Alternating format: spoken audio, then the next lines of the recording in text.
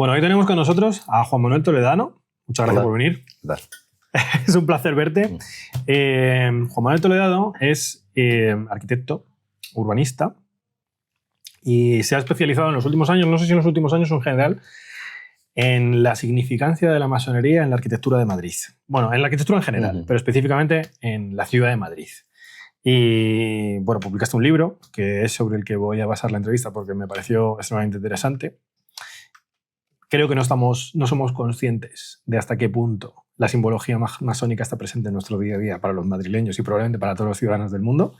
Y me gustaría mucho que nos contases un poquito. Entonces, cuéntanos un poquito tu trayectoria y ahora vamos entrando un poquito en harina. Sí, bueno, yo profesionalmente me he dedicado al planeamiento urbanístico. Trabajo en la Comunidad de Madrid y al hilo de eso, pues he publicado varios artículos relacionados con la historia de Madrid, con la disciplina del planeamiento. He impartido cursos también con ese mismo contenido. Y digamos que el origen del artefacto, que es de lo que vamos a hablar hoy, pues viene de una investigación que venía realizando sobre el cementerio de San Isidro de Madrid. Al hilo de esa investigación descubrí... ¿Investigación sobre qué? Perdóname.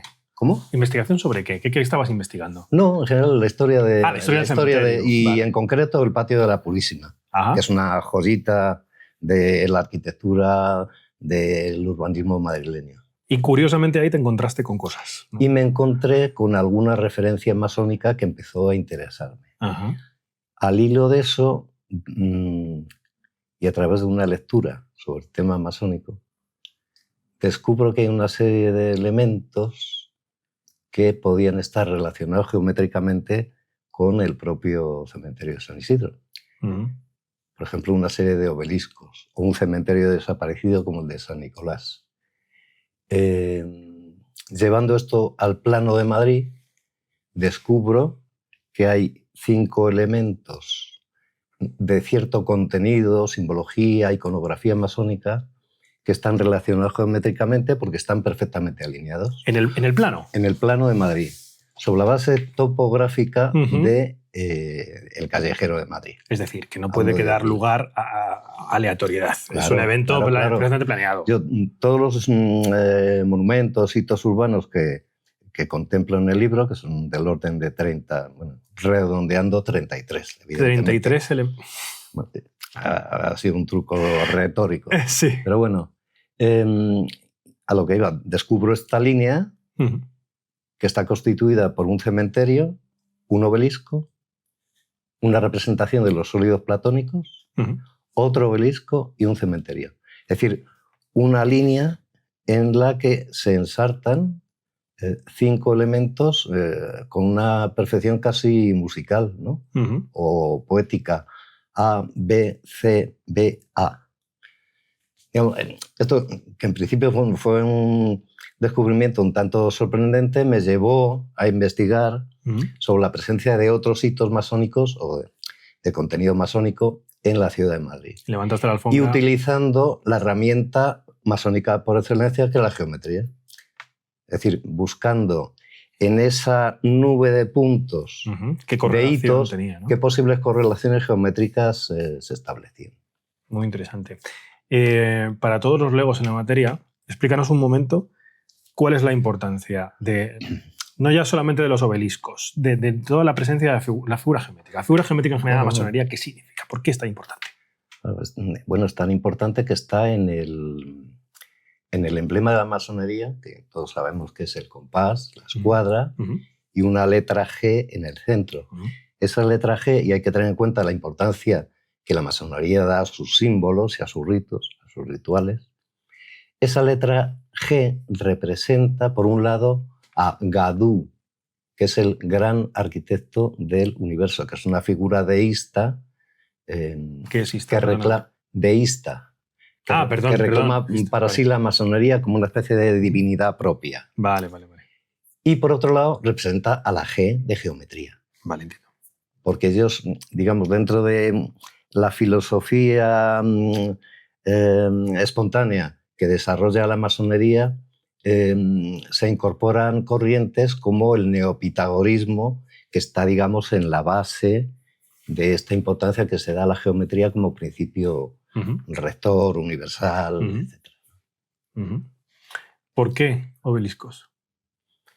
Obeliscos porque entre las tradiciones que reclama la masonería como referentes simbólicos está la referencia a la tradición del Antiguo Egipto. Entonces, en sus rituales, etcétera, pues sí que hay elementos que hacen referencia pues, a los ritos de Osiris, etcétera. Claro, tú eres arquitecto. Y de ahí en el siglo XVIII, y al hilo de la masonería, y digamos a caballo de las corrientes ilustradas, que también están muy influidas por el sustrato masónico de muchas élites, pues se introducen en Europa elementos como pirámides, obeliscos. Bueno, en Europa y después se extendió a todo el mundo. Porque sí, luego se extiende sobre todo a los países que más influidos han estado por la masonería, que son básicamente Estados Unidos, y lo vemos también en Argentina. En Argentina hay una presencia masónica importantísima. De hecho, en una ciudad que es Mar del Plata, que es una ciudad fundada y diseñada bajo los principios masónicos, en su trazado, en sus ritos de fundación. Hay un rito de fundación en la ciudad de Mar del Plata que es similar al rito de fundación de la ciudad de Washington. ¿Qué fue? Es un rito de fundación en el que asiste un gran maestre, Logia 33, con su grado 33, evidentemente, con sus atavíos rituales, y se entierra una piedra en el suelo. Hay un elemento simbólico de la masonería interesante que es el de la piedra. Ellos conciben dos conceptos que están conjugados, que es el de la piedra tallada y la piedra labrada. La piedra tallada, digamos, hace referencia al no iniciado en los ritos y la sabiduría masónica. Mientras que la piedra tallada es el masón que a través de un largo proceso de aprendizaje pues ha accedido a cierta sabiduría. Entiendo. Claro, tú como arquitecto tienes la visión respecto a la geometría en la arquitectura, el plano topográfico que nos has contado de la ciudad de Madrid y otras muchas ciudades en las que vas a estar y tal. Pero al final todo eso tiene un componente esotérico enorme y un componente que va mucho más allá de la arquitectura y de la simbología, de la mera simbología. ¿Qué tendrías que decirle o cómo nos podrías tú relacionar desde lo que has descubierto? Este libro que a mí me parece maravilloso, me parece espectacular, súper interesante. La relación entre la masonería, que estará muy de moda por lo del Papa, y el satanismo. ¿Qué relación hay ahí? Pues una relación incierta, claro. Porque la masonería no reclama para sí esa vinculación.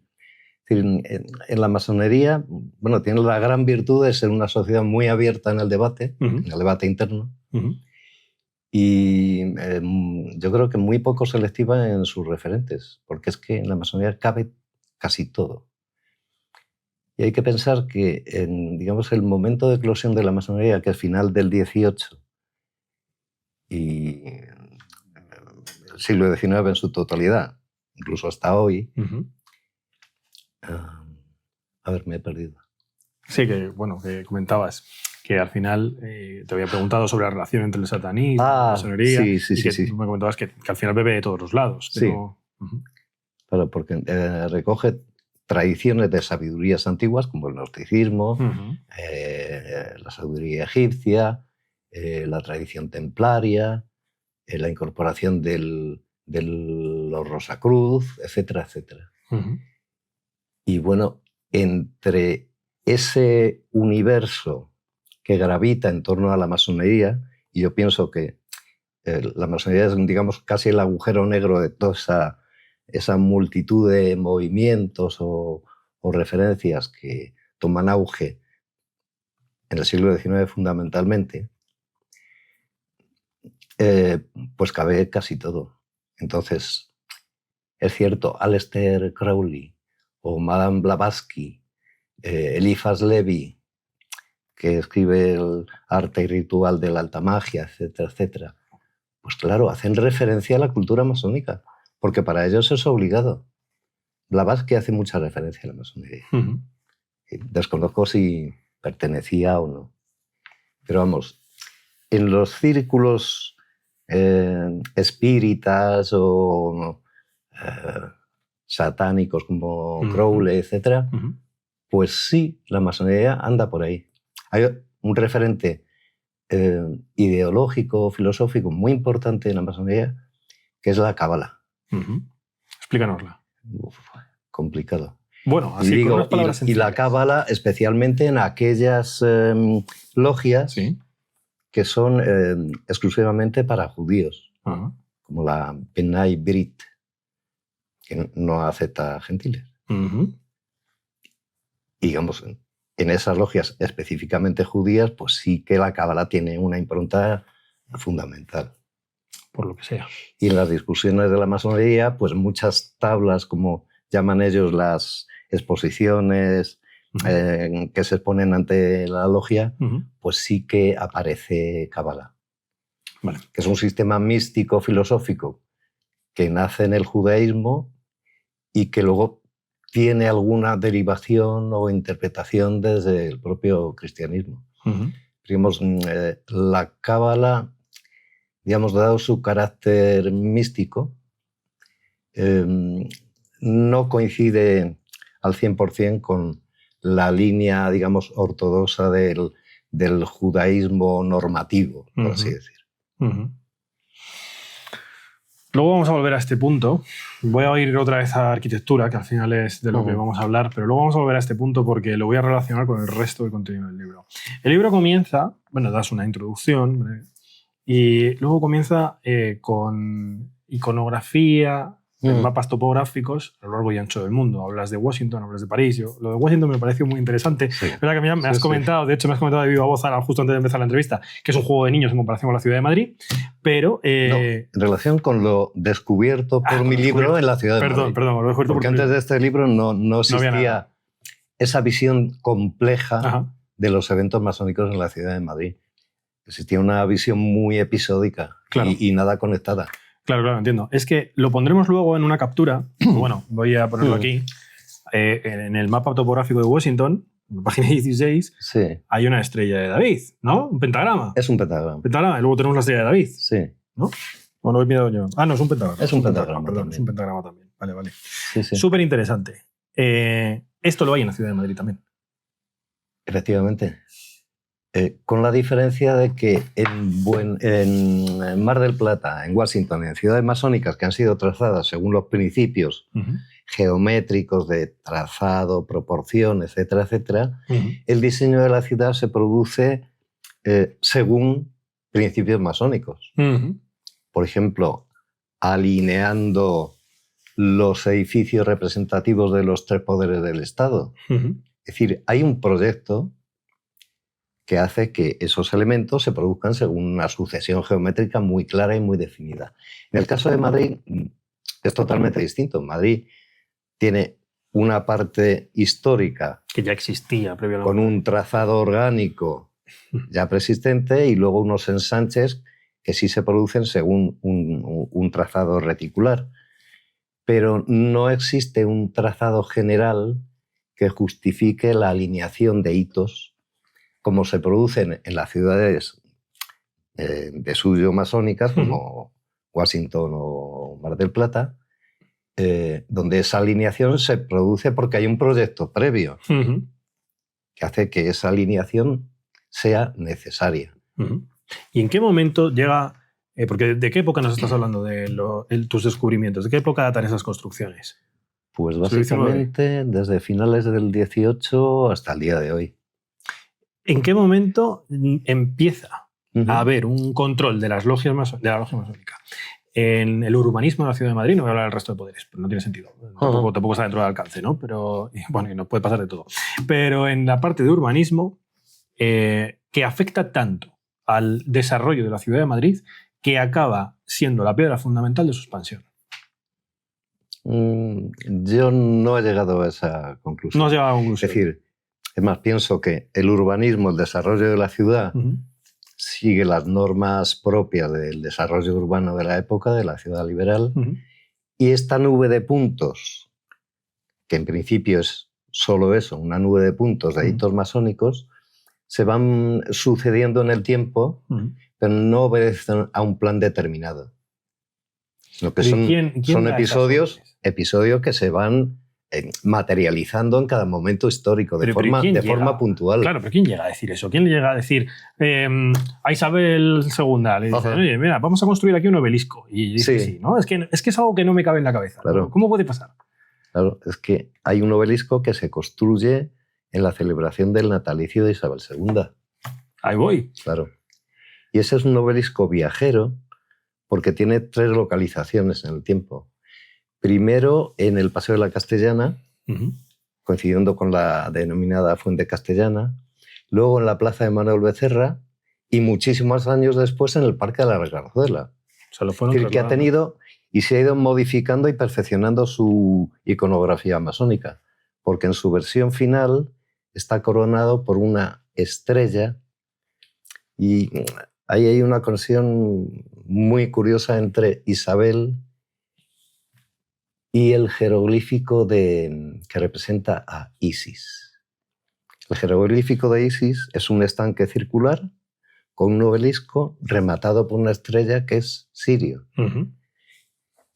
En la última localización ha sido levemente modificado, del obelisco en el Parque de la Arganzuela, el monumento consta de un estanque circular, ovalado, un obelisco, una estrella sirio en su cumbre y 2 esfinges como surtidor. No da lugar a dudas. Se completa, digamos, el programa iconográfico de Isis Bella, Isabel.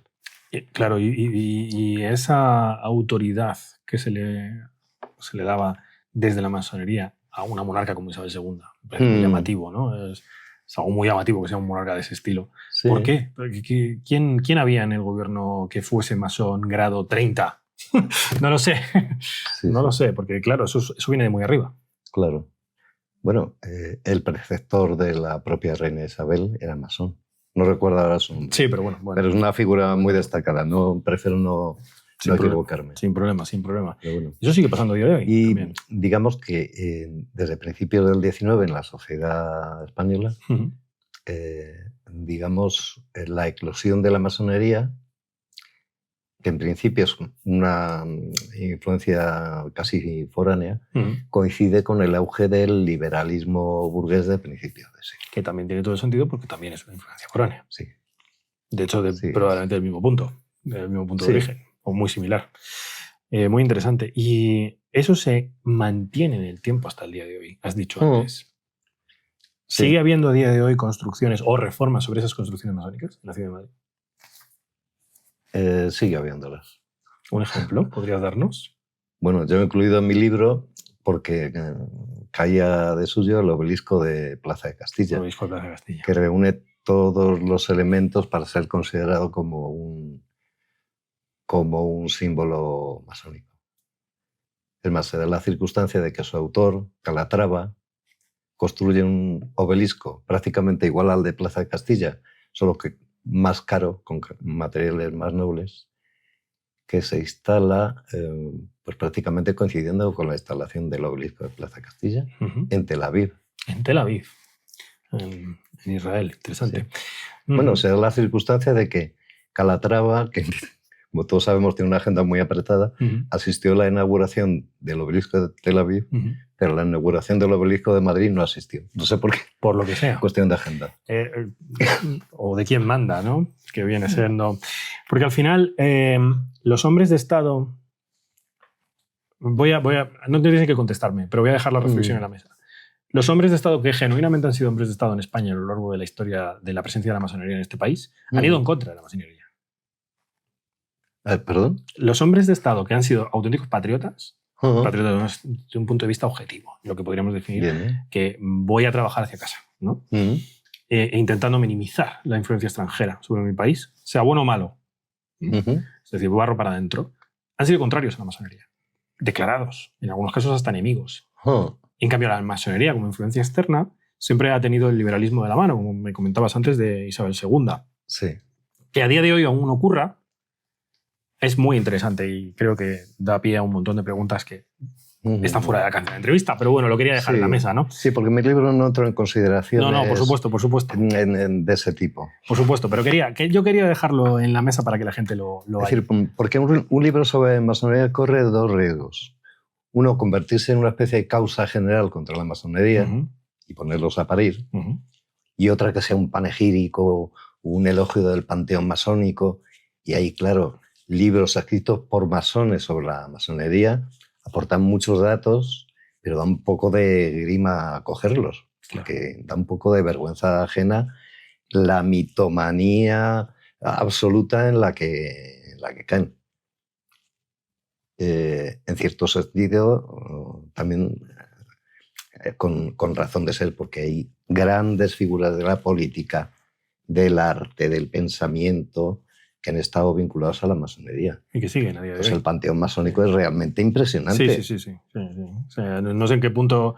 no sé si la gente va a la masonería o la masonería va a la gente, o pasa en los dos sentidos. En los dos sentidos. Claro, es que en cualquier caso, el elenco de masones que nos rodean es abrumador. Vamos, si lo supiésemos, y también si hay públicamente, un cierto sentido que puede actuar, que es un sentido oportunista, de gente que se aproxima a la masonería para adquirir notoriedad, poder, influencia. Es decir, eso está implícito. ¿Y por qué tienen tanto poder a día de hoy en ciudades como la de Madrid? Es curioso. Yo no diría tanto. Yo es que en esos temas ya te digo que no he intentado establecer un diagnóstico sobre cuál es la vinculación entre masonería y poder, porque eso merecería una reflexión de otro tipo.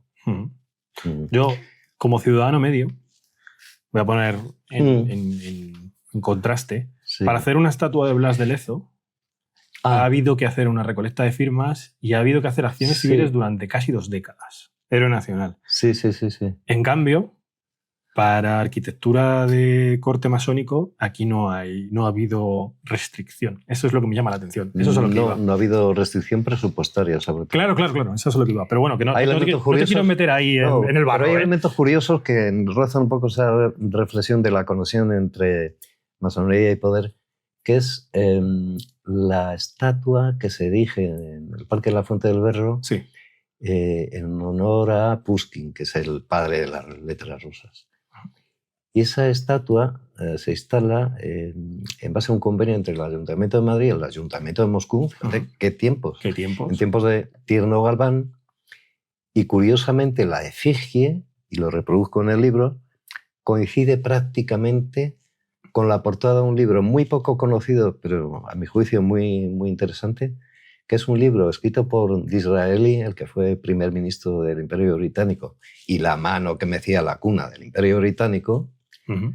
Un libro de Disraeli que es una especie de biografía novelada de Lionel de Rothschild. Interesante, los Rothschild. El parecido entre la estatua Pushkin, que evidentemente era masón, y la portada del libro de Disraeli, en el que se glosa la figura de Lionel de Rothschild, es prácticamente absoluta. Madre mía. Bueno, es una casualidad.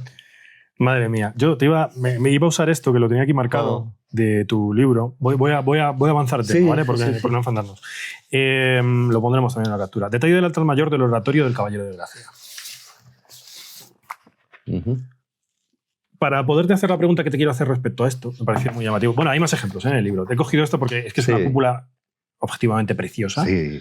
Me parece un ejemplo arquitectónico... Bueno, de Juan de Villanueva. Me parece un ejemplo arquitectónico maravilloso. Pero hay más ejemplos en tu libro y hay más ejemplos que podemos coger de la masonería, de la arquitectura masónica mundial, global, no solamente nacional.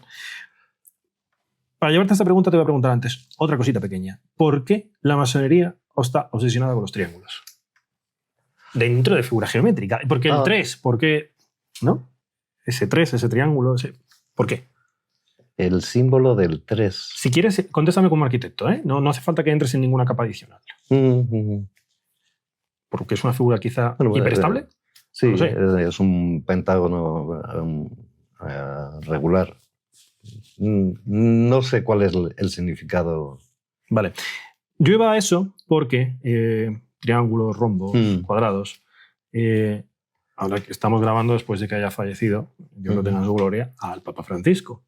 Y su velatorio ha sido en una capilla llena de triángulos. Que no es donde se suelen hacer los velatorios de los papas. Sí. Es algo muy llamativo porque, no estoy diciendo aquí nada, simplemente es cierto que es innegable que hay muchísimos rumores de que era masón grado 33. No os digo que te mojes, simplemente lo dejo, que hay muchos rumores que lo apuntan. Que su velatorio haya sido en una capilla llena de simbología geométrica que se puede relacionar de forma directa con la masonería es algo que alimenta un montón de teorías.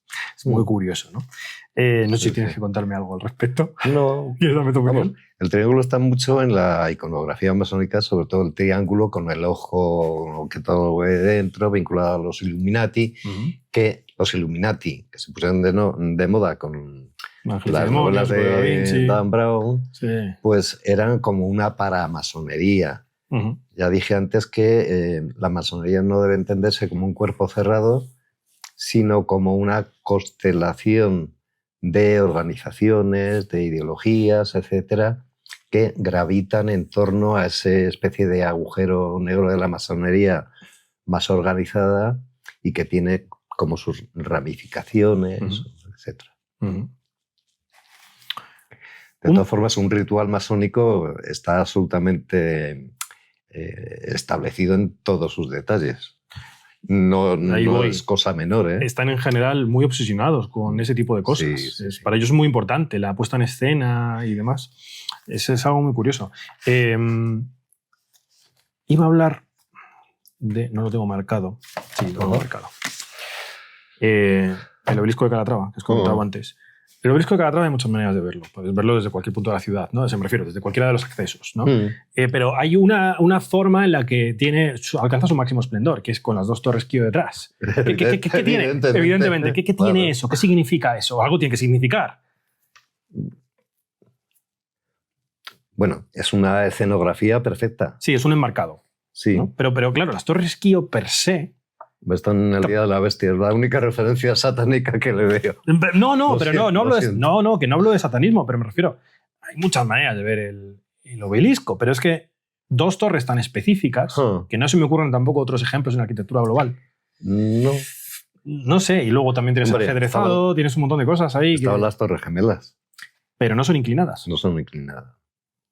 Pero sí, estaban las Torres Gemelas, sí, efectivamente. Te cojo el guante. Te cojo el guante porque es buena. Sí. Vale. Yo en realidad estas son las preguntas que tenía porque el libro entero merece la pena de cabo a rabo. Entonces ahora, quitando estas partes concretas, quiero que me cuentes tú lo que más te ha llamado la atención a lo largo de tu investigación, que te llevó, que has empezado con la investigación del cementerio de San Isidro, que te llevó a escribir este libro.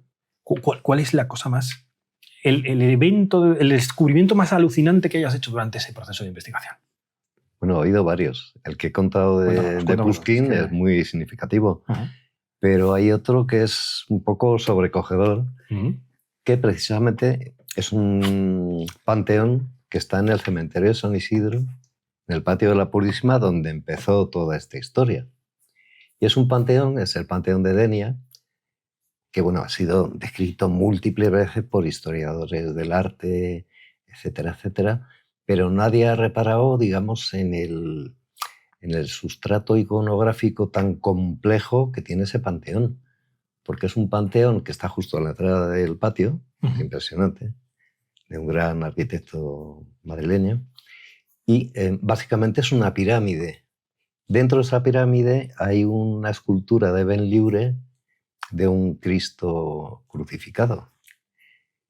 Y sobre el panteón había un grupo escultórico que es como una apoteosis de la cruz o algo así. Entonces, el programa iconográfico completo se resume en algo así como Cristo bajo la pirámide. Algo... dramático. Inquietante. Sí, sí, sí. Inquietante. Y que luego aparece en otro episodio que descubrí en el proceso de investigación que me llevó a la redacción del libro, que es un proyecto que está diseñado por Luis Moya, uno de los grandes arquitectos del momento. Porque, perdóname, ¿de qué año estamos hablando? En 1945.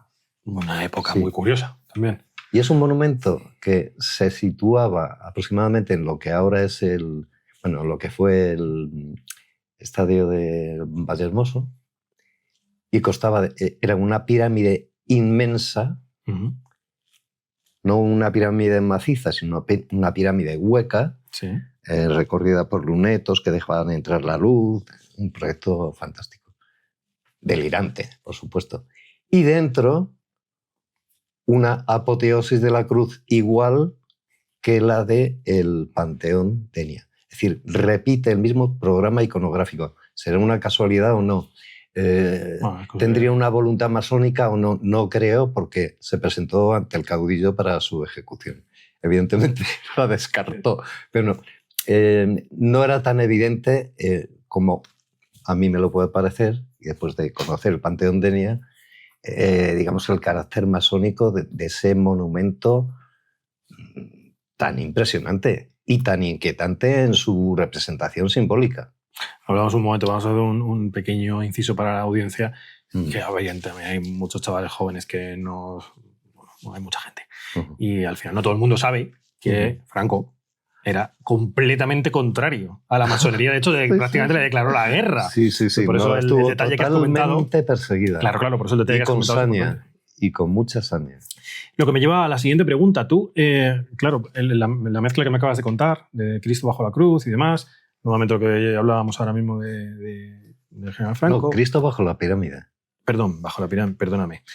Me lleva a una pregunta que también se hace mucha gente, porque claro, normalmente se relaciona lo que te he comentado antes, ¿no? Si estamos hablando de conspiración, demás, la masonería se suele relacionar más con el judaísmo extremo y más allá con satanismo o con otras disciplinas esotéricas. Pero existe la posibilidad, que es mi duda, yo siempre he tenido la curiosidad, ¿puede haber algún cristiano masón? ¿Puede ser compatible la disciplina de la masonería con el cristianismo? Y en el caso de que sí, ¿con el cristianismo en general o concretamente con el protestantismo? A mí me parece curioso. Bueno, digamos, si es incompatible o no, los papas la han condenado a lo largo de la historia, vamos, desde el siglo XIX. Y bueno, desde los años 60 o tal, pues ha habido una cierta apertura, o más que apertura, una no condena tan explícita como la que existía en el siglo XIX. Porque una cosa es, digamos, compartir ciertos principios de la masonería, no son católicos, pueden coincidir en parte con el protestantismo, pero los hechos de la masonería nos vienen a confirmar que no son muy amigables con la Iglesia Católica. Y ese Cristo que estaba representado, esto no sé si me lo vas a contestar, yo estoy lanzándolo aquí, ¿era una iconografía católica, cristiana católica o cristiana protestante o cristiana ortodoxa o era neutra? No, convencional. Convencional. Eso sí, de una ejecución maravillosa. Bueno, estamos hablando de Ben-Lure, que es el mejor escultor de final del siglo XIX. A Ben-Lure le tienes citado en un montón de sitios en el libro. De hecho, tiene unos trabajos maravillosos en la ciudad de Madrid. Básicamente, ¿por qué? Porque era el mejor escultor de la época y trabajaba para el poder. Decir, ¿pero él era masón o le encargaban las obras masónicas? No lo sabemos. Vale, no lo sabemos. A una charla que di hace un año asistió una descendiente de Ben-Lure. Me dijo que ya no sabía. No lo sabía. De la afiliación masónica de su tatarabuelo. Pero es que da igual. Claro. Digamos, el que aparezca tanto Ben-Lure pues responde posiblemente al hecho de que Ben-Lure, al ser el mejor escultor de la época, trabajaba para el poder, o para el poder privado, o para el poder público, o para el poder oculto, secreto o discreto. Es decir, para quien pagaba bien. Claro, ahí lo ponemos. Claro. Eso sí, muchos clientes imponían su criterio de representación. Por ejemplo, en el enterramiento de Sagasta en el Panteón de Hombres Ilustres, que es también obra de Ben-Lure y tiene referencias masónicas muy claras. Ahí es donde iba a ir yo ahora. Iba a ir a esa escultura, iba a ir al Cabo Noval. Son cosas...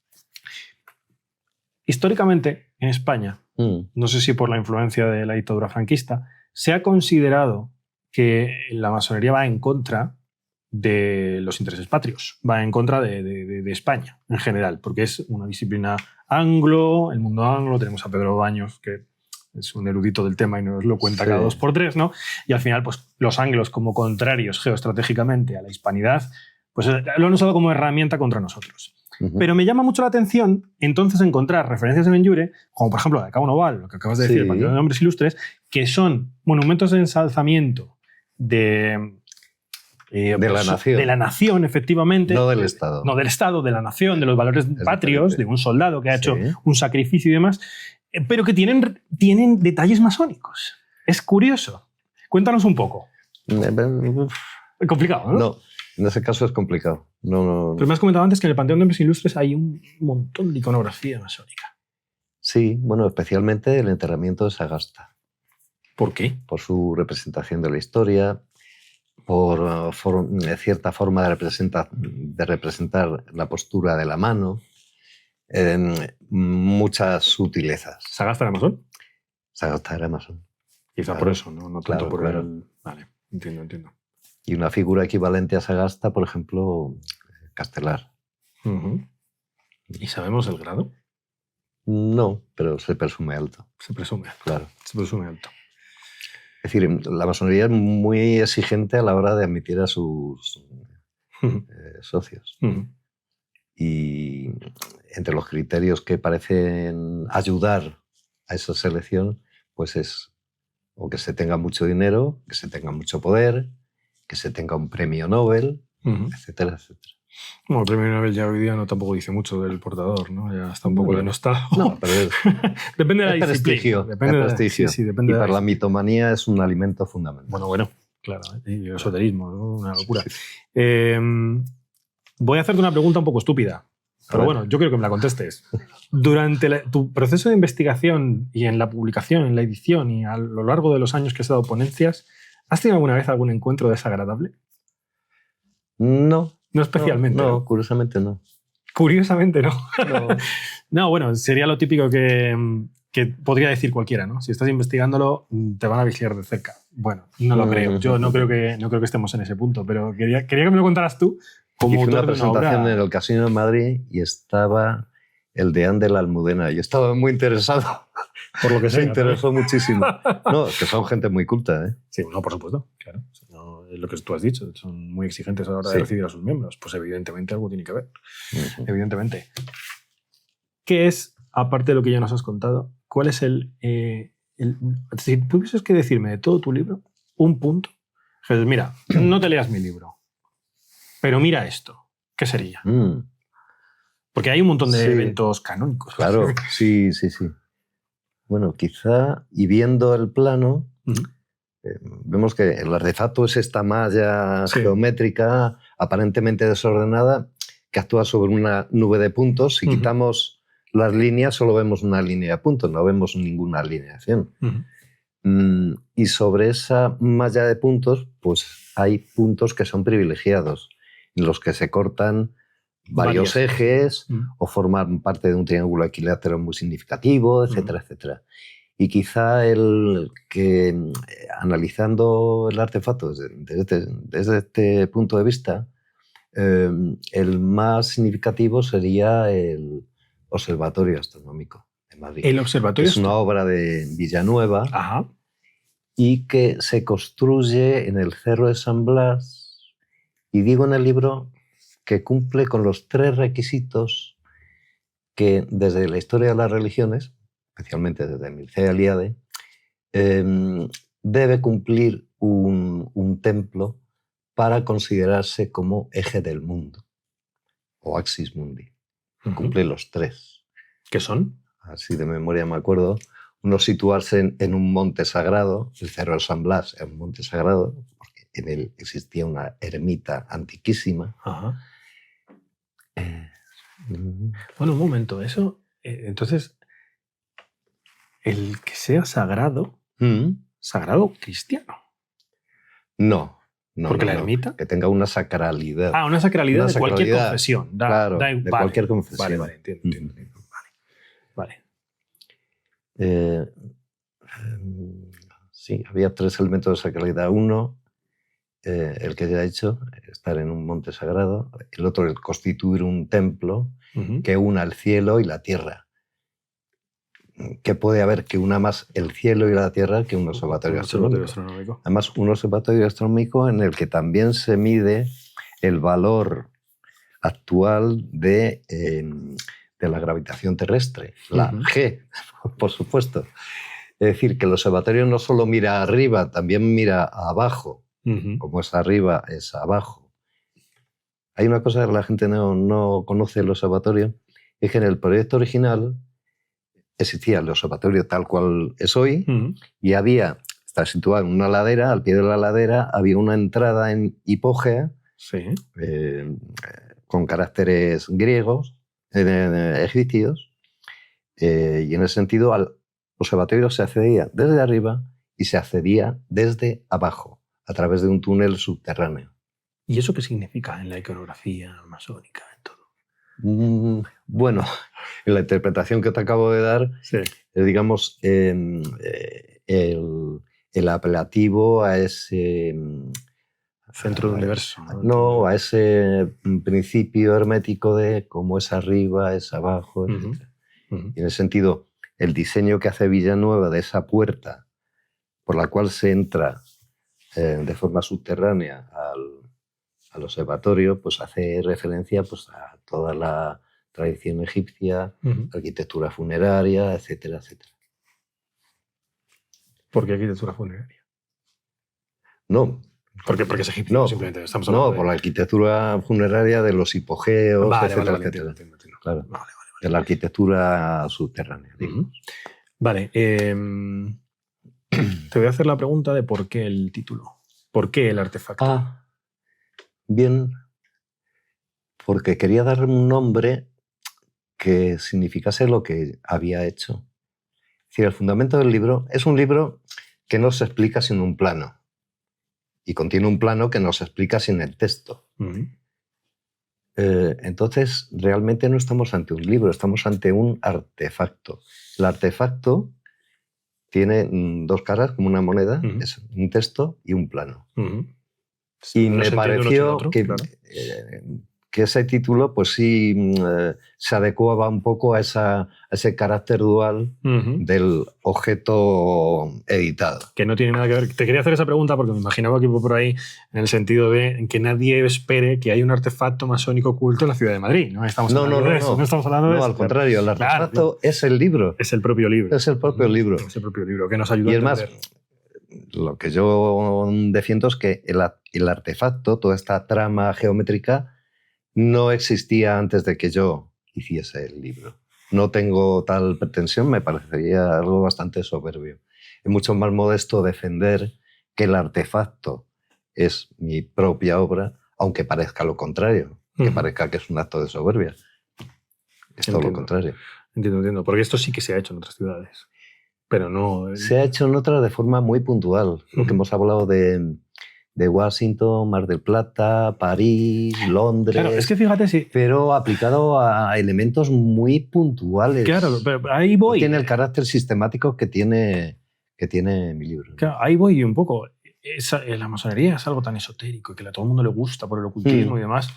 Inspira novelas de Dan Brown, ha inspirado películas, ha inspirado, hasta La Búsqueda, que es una película para niños, tiene mucho que ver con el elemento masónico, por el dólar y la torre del reloj y todas estas historias, ¿no? Y dentro de todo ese caldo de cultivo magnífico para marketing y de vender un montón, la gente no lo aprovecha. ¿No? O sea, quiero decir, nos rascamos la superficie y se queda por ahí.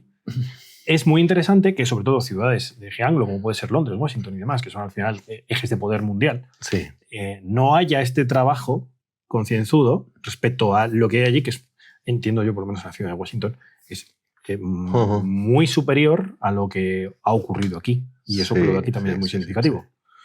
Sí, por ejemplo, en Washington hay un principio de composición dentro de la ciudad, que es la alineación de los 3 poderes del Estado, como te dice antes.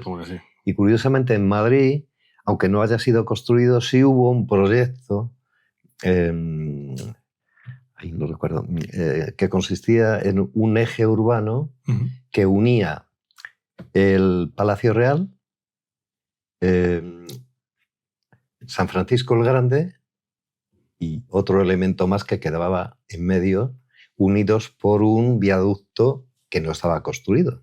Que formó parte de ese proyecto de alineación de los tres poderes del Estado. Eso no existe a día de hoy, nada parecido. No, claro. Era un simple proyecto no construido. Pero curiosamente el poder legislativo estaba ubicado en San Francisco el Grande. Y hubo un proyecto de remodelación de uso y adaptación al uso parlamentario de San Francisco el Grande, esa gran cúpula majestuosa, espléndida, que es lo mejor que tenemos en Madrid, las mejores cosas que tenemos en Madrid. Pues hubo un proyecto que formaba parte de ese amplio proyecto urbanístico en el que San Francisco el Grande se convertía en sede del poder legislativo. A pesar de ser unido en ese programa de alineación del poder ejecutivo al judicial. A pesar de estar sacralizada, no sé si se desacralizó, de hecho. Sí, eso no lo sabía. Y porque pertenecía a la orden franciscana. Sí, correcto. ¿Y la construcción de la Ciudad de la Justicia atiende a algo de esto? No. No que yo sepa. No que yo sepa sobre el plano. No que yo sepa, no. Vale. Para terminar, en el libro tienes miles de cosas más. Me gustaría que me contaras un momento, porque los que tenemos mucha gente conocida fuera de Madrid, si vienen sobre todo en transporte público, se encuentran, en transporte público me refiero a cualquier medio que no sea un coche, y se encuentran con que cuando llegas a Pirámides, dices, qué interesante, se llama Pirámides, hay pirámides, pero estoy en Europa Occidental, ¿qué es esto? Cuéntame un poco. Bueno, pues, a mí me lo ha preguntado mucha gente de fuera. Claro, es que justamente Pirámides está en el primer eje que yo descubrí. No sé, conté antes que el primer eje que descubrí unía el cementerio de San Isidro, que es la base de investigación, con el de San Nicolás en el otro extremo, y en medio estaban estas pirámides, que son obeliscos. ¿Qué simbología tienen esos obeliscos? Pues la simbología general que tienen los obeliscos, pero apelar a la tradición egipcia. ¿Pero por qué dos? No, una mera cuestión compositiva. Vale, entiendo. Bueno, toda esta experiencia y esta obsesión con la geometría te ha llevado a hacer un proyecto de papiroflexia espectacular que tenemos aquí, durante toda la entrevista hemos tenido aquí. ¿Nos quieres dedicar un par de minutillos a contarnos alguno de los sólidos que tienes aquí construidos? Bueno, a mí, por ejemplo, huevo de Fabergé me parece alucinante. Sí, sobre todo, y el origen de mi inquietud o el estímulo que tuve para empezar a trabajar en diseñar los modelos recortables que dan lugar a estos sólidos. ¿Qué fue esto? Es la conexión con el artefacto. Muy interesante. La conexión se llama Arturo Soria. Arturo Soria fue uno de los más destacados urbanistas de finales del siglo XIX y XX en España y a nivel occidental. Perteneció a la masonería y su nombre masónico era Solón, que era uno de los 7 sabios de Grecia. Era el sabio de la legislación, del Estado, del diseño de la ciudad, etc. Que era un alias muy, muy ad hoc para él, ¿no? Y Arturo Soria es un muy conocido por la gente, le conocen más en esa faceta de urbanista que llevó a cabo su obra. Tiene 2 libros muy interesantes, uno se llama Génesis y el otro se llama, un libro muy curioso, El origen poliédrico de las especies. Y es que don Arturo, en confesión a sus biógrafos, venía a decir que él, eso de hacer la ciudad, es que daba mucho trabajo, pero lo que realmente le gustaba era hacer poliedros. Entonces hace 2 libros espléndidos, uno de ellos, El origen poliédrico de las especies, que es una teoría muy loca, muy masónica también, en la que él apela, pues, digamos, a ese principio neopitagórico de que al final todo es número, que la materia, bueno, pues sí, está ahí, que al final todo es número, ¿no? Y en ese libro, en uno de los 2, no recuerdo cuál, desarrolla varios poliedros muy interesantes y que no están muy descritos en otras partes, y con la gran delicadeza de don Arturo de aportar los modelos recortables en 2 dimensiones. Y yo dije, eureka, hay que hacerlo. Me pareció una delicadeza porque los geómetras normalmente, como están en su universo ideal y súper complejo, no tienen la delicadeza que viene el libro de Arturo de hacer los modelos recortables para hacer accesible la construcción de esos poliedros, sean más sencillos o más complejos, al público en general. Me pareció fascinante. Y me di cuenta de que en el panorama editorial no existía nada de ese tipo. Hay mucha información en páginas web, un librito de cristalografía con sólidos muy, muy sencillos. Y al final, tanto en las páginas web y tal, se remite al usuario o al lector, al que consulte, a que se haga él sus plantillas. Y por eso encontraste esa necesidad y aquí estamos. No, y me puse a trabajar. Y aquí estamos. Entonces, he hecho un libro en el que contiene láminas para la construcción de un total de 60 poliedros, entre los cuales están estos 3 que tenemos aquí, que son poliedros descritos por Arturo Soria. Vaya en su homenaje. Y que son de una elegancia fastuosa. Son de los más complejos que vienen en esta edición. Y bueno, pues son muy interesantes. ¿Cuántas horas te puede llevar a hacer este poliedro? Bueno, una cosa es... Para una cosa es diseñarlo. Diseñarlo lleva muchísimo tiempo. No, no, me refiero a... Pero montarlo, teniendo las láminas...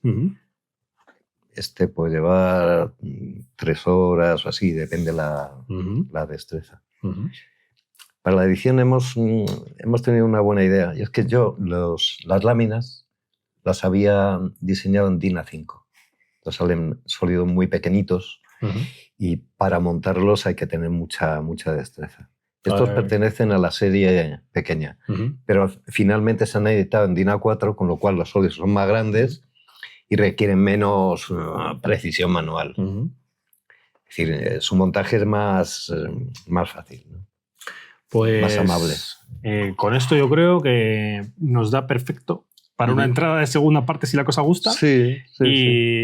Pondremos a disposición de todos los telespectadores, de todos los que nos ven, los enlaces a las campañas cuando estén lanzadas para que puedan adquirir el producto. Creo que tiene un precio muy bajo, no sé si son 30 y pico, 40 euros.